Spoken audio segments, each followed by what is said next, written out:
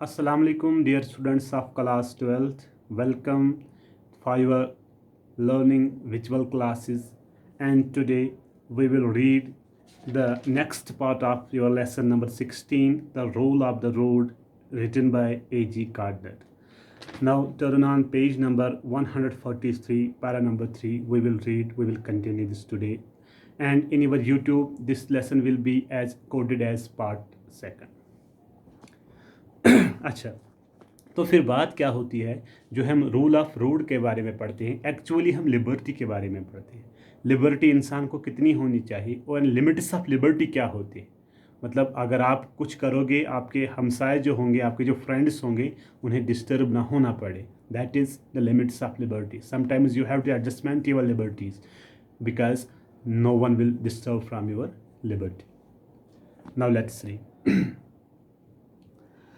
In all these and 1,000 other details you have, I please ourselves and ask no one's leave.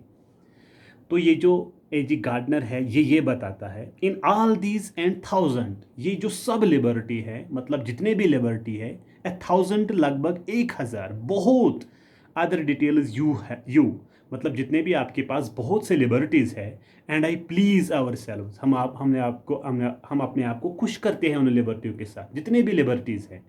And ask no one is leave, हम किसी को नहीं कहते कि आप ये मत करो।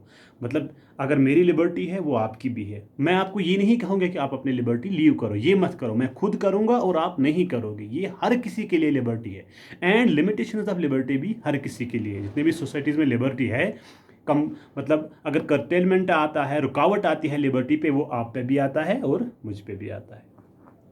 We have a whole kingdom in which we rule alone, हमारी अपनी सल्तनत है, हर किसी को अपनी अपनी सल्तनत है जिसमें वो रूल करता है।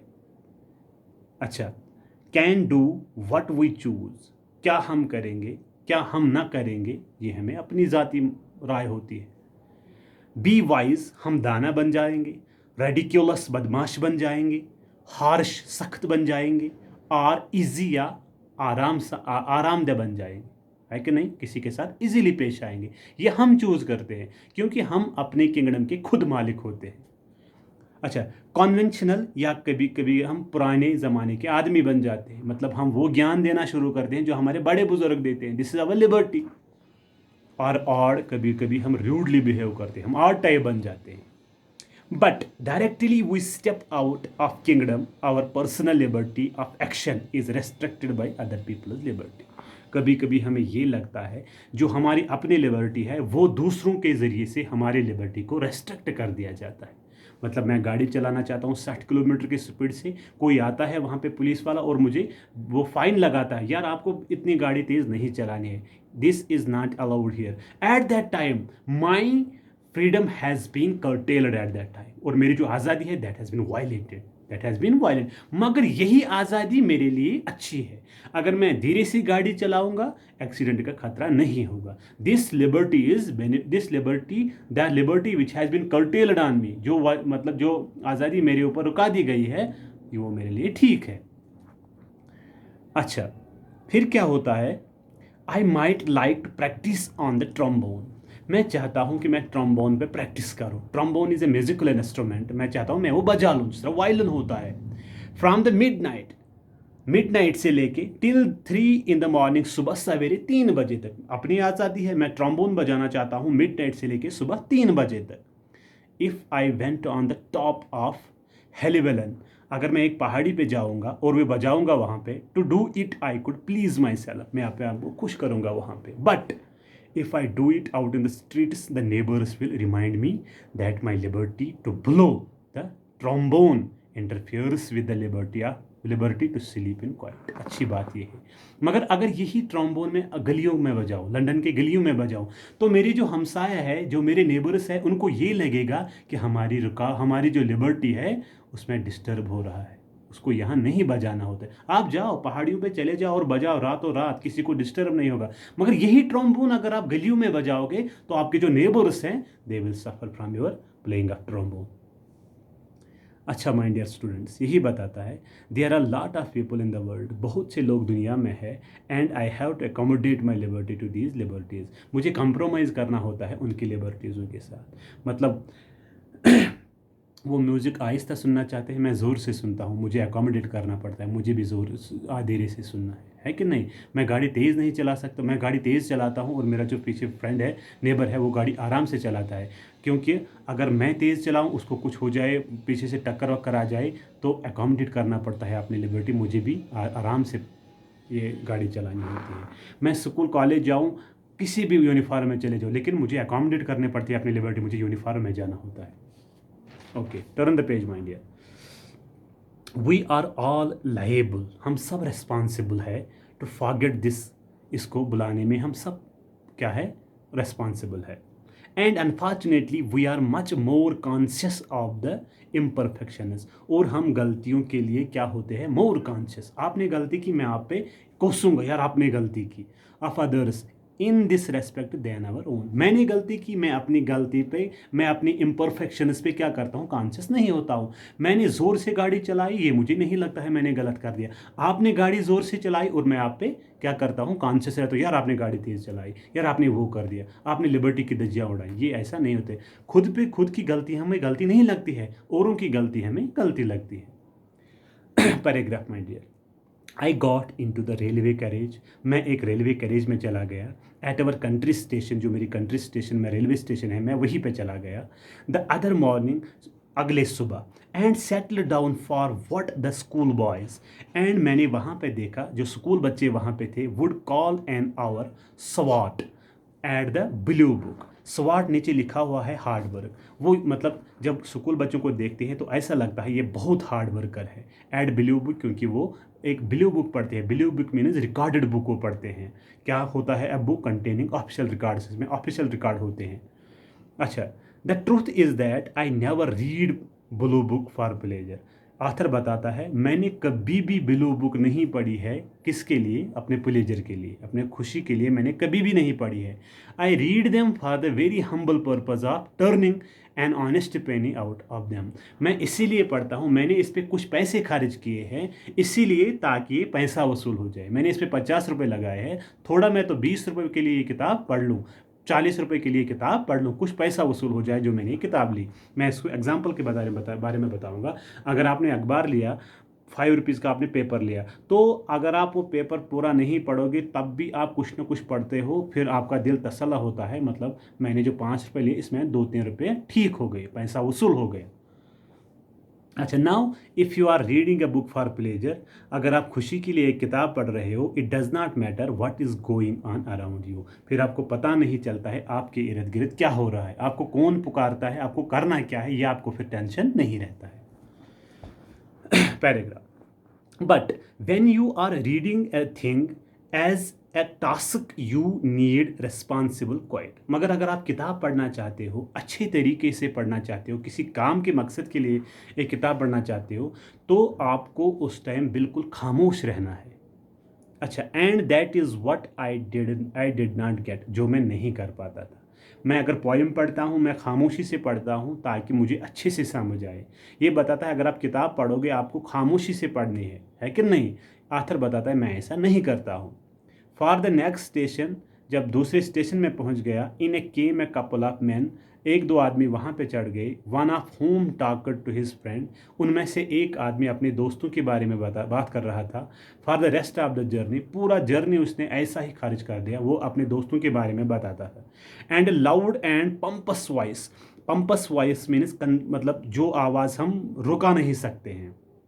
अच्छा, वो ज़ोर से कह रहा था, बड़े बड़े बातें कर रहा था, ट्रेन में अपने दोस्तों के बारे में बात कर रहा था। As I wrestled which cause and sections his voice like a gale, जब मैं वहाँ पे जब हम मतलब क्या किया वहाँ पे, wrestled means with cause and sections his voice rose like a gale, उसकी आवाज़ मेरे पास ऐसी आ रही थी मानो एक तूफ़ान की तरह आ रही थी, वो बहुत ज़ोरों से बातें कर रहा था जिसकी वजह से मैं डिस्टर्ब हो रहा था eight that time. And his family history, और वो अपनी फैमिली हिस्ट्री के बारे में बात कर रहा था, मेरी फैमिली तवारी क्या है उसके बारे में बात कर रहा था। The deeds of his sons, मेरे लोग बच्चों ने कौन से काम किए हैं इन द वार, जंग में, वो ये भी बता रहा था ट्रेन में। And his criticism of the generals, और वो जनरल जो ऑफिसर्स होते हैं उनके बारे में क्रिटिक था, वो क्रिटिसिज्म करता था उनके बारे में। एंड द पॉलिटिशियन सबवर्जड, और जो पॉलिटिशियन है उनके बारे में भी वो क्रिटिक बन गया था। Submerged my poor attempts to hang on to my job, वो इससे क्या हुआ, जब उसने ज़ोर से बातें शुरू कर दी, जब वो क्रिटिक बन गया पॉलिटिशियंस के लिए, जनरल्स के लिए, तो मेरा जो काम था, जो मैं बुक पढ़ रहा था, मेरा अटेंशन डाइवर्ट हो गया, मैं बुक अब नहीं पढ़ पाता था। I shut up the blue book, मैंने ये रिकॉर्डेड बुक बंद कर ली। Looked out of the window, मैंने खिड़की से बाहर देखा। एंड लिसनड वियरली, मैं बड़े थके हुए से सुन रहा था। While the voice thundered on the themes like these, जब उनकी आवाज़ मेरे साथ आती थी, वो मेरे कानों तक आती थी ऐसे जैसे गरज बरस रहा था। Now what the French out to have done, अब ये कह रहा था देखो अब फ्रेंच लोगों ने क्या कर दिया। The mistake the Germans made, कौन सी मिस्टेक की जर्मन लोगों ने। इफ़ ओनली ऑक्सिट हैड, ऑक्सिट means a reference to Lord Oxford, a British statesman and writer, एक राइटर होता है ब्रिटिश का। You know the sort of stuff, वो इसे बताता है सॉर्ट ऑफ स्टफ, मतलब बोसा था वो कुछ नहीं था, वो सॉर्ट ऑफ स्टफ था, एक बोसा था वो। क्या, I had heard it all before, मैंने ये पहले भी सुना। Oh so often I was like a barrel organ, barrel organ means a kind of musical instrument. फिर बताता है I was like a barrel organ groaning out some uninteresting song of long ago, और यही कहता था मैं, मतलब मैं वो इंस्ट्रूमेंट था, मैं उस इंस्ट्रूमेंट पे ऐसा गाना बजा रहा था जो अनइंटरेस्टिंग था, जिसमें किसी को दिलचस्पी नहीं थी। मतलब आखिर ये बताता है उसने ऐसा बकवास कर दिया, ऐसा बकवास कर दिया, ऐसी बातें कर दी, ऐसी बातें कर दी, मतलब मेरे कानों में एक ऐसा गाना आ रहा था, मतलब जो ग्रोनिंग अनइंटरेस्टेड, जिसमें कोई भी इंटरेस्ट नहीं था। If I had asked him to be good enough to talk in a lover tune, author बताता अगर मैं इस ट्रेन में इस आदमी को बताता यार आराम से बात करो, धीरे से बात करो, आई डे से ही वुड हैव दो I was very rude fellow, तो मुझे लगा ये इसको ऐसा लगेगा कि मैं एक बदतरीन इंसान हूँ। It did not occur to him that anybody could have anything better to do than to listen to him. इसीलिए मैंने यही सोचा अच्छी बात यही है, मैं इसका सुनूं, इसको ये ना कहूँ कि आप धीरे से बात करो। And I have no doubt that he left the carriage convinced that everybody in it had thanks to him. और उसे आखिर में ऐसा लगा, जब वो ट्रेन से बाहर आया तो उसे ऐसा लगा कि मेरी वजह से सब यहाँ पे खुश हो गए, पर ऐसा नहीं था। अच्छा, हैड वेरी इल्यूमिनेटिंग जर्नी, और सबों को ये लगा कि सबों ने अच्छी जर्नी की, इल्यूमिनेट जर्नी की सबों ने, पर ऐसा बिल्कुल भी नहीं होता। कोई नहीं चाहता था कि उसको आप बताए यार बातें ज़्यादा मत करो। जब वो ट्रेन से उतरा तो उसे लगा कि मेरी वजह से सब खुश है, सबों ने इल्यूमिनेट जर्नी कर दी, पर ऐसा नहीं था। A reasonable consideration for the rights or feelings of others is the foundation of the social conduct. पर ये social conduct होता है क्या, अगर आप शोर करोगे ट्रेन में आपको कुछ कोई नहीं कहेगा। This is a social conduct that you are not advised by someone to be remain keep quiet. किसी ने आपको नहीं बताया आप खामोश हो जाओ, this is social conduct. अगर आप अच्छे इंसान होते और आपको ये लगता कि मेरी बात कोई सुनता नहीं है, they are ignoring my talks, तो you must have been stop at that time. अच्छा, I believe that the rights of small people and quiet people are important. जो छोटे लोग होते हैं, मतलब क्या, क्वाइट पीपल जो होते हैं, मतलब जो खामोश होते हैं, उनको ये मतलब वो नहीं चाहते कि बात करना, उनके दिल में बात होती हैं पर वो रीजनेबल टाइप लोग होते हैं। Important to preserve as the rights of some small nationalities, मतलब वो लोग क्या करते हैं, अगर उन्हें कोई बात बतानी होती है वो खामोशी से बताती, या वो चुप ही रहते हैं, वो समझते हैं कि मेरी बात यहाँ पे ठीक करना नहीं है। When I hear the aggressive belling horn which someone motorist deliberately use, अगर कोई गाड़ी मेरे पीछे चलती है, मोटरिस्ट आता है कोई मेरे पीछे, अगर वो डेलिबरेटली ज़ोर से हॉर्न मारता है, मतलब बड़ी ज़ोर से हॉर्न मारता है, आई कंटेस्ट, मैं एक्सेप्ट करता हूँ, that I feel something boiling up in me which is very like what I felt when Germany came trampling like a bully over Belgium. और मुझे ऐसा ही लगता है एट दैट टाइम, अगर कोई मुझे पीछे आ जाए और वो हॉर्न मारे, ज़ोर से मारे, I feel something boiling up, और मुझे अंदर से लग रहा है कि मेरा खून जल रहा है, क्यों, इन विच इज़ वेरी लाइक जो हर कोई इंसान करता है। व्हाट आई फेल्ट, जो मुझे महसूस हो रहा है, when German came trampling like a बल्ली ओवर बेल्जियम, जब क्या करता है, जब ट्रैम्पल करते हैं, ट्रैम्पल मीन्स कुचलना, कौन, जर्मन लोग, बेल्जियम लोगों ने, by what right my dear sir, लेकिन ये कौन से हुकूक है, डू यू गो अलॉन्ग और our highway uttering the hideous curse on all impede, अगर आपके साथ ऐसे कोई आ जाए और वो पीछे आपको हॉर्न मार जाए तो आप उसको कोसते हो। देखो कितनी ज़ोर से हॉर्न मारी, जान ही निकल गई थी मेरी। अच्छा, योर पाथ मतलब जो आपकी राह होती है उसमें रुकावट बन जाती है, इम्पेड बन जाता है, क्योंकि आप अच्छे से आराम से चलते हो और पीछे से गाड़ियाँ उसने ज़ोर से हॉर्न मारी, आपका मतलब आप झटका खाते हो और आपको अपनी राह बदलनी होती है। Can't you announce your coming like a gentleman, आपसे एक अच्छे इंसान की तरह नहीं कह सकते कि भाई आराम से हॉर्न बजाओ, जब आप ऑलरेडी जर्कड हो, ऑलरेडी परेशान हो उस हॉर्न से, आप कैसे जेंटलमैन की तरह उसे बिहेव करोगे। You told him that you are nonsense. How you have horn deliberately so fast, isn't it? Okay. Can't you talk your turn? क्या आप अपनी राह नहीं बदल सकते हो? इतनी ज़ोर से हॉर्न क्यों बजा दिया आपने? मतलब ये माय डियर स्टूडेंट से लिबर्टी के बारे में बताता है।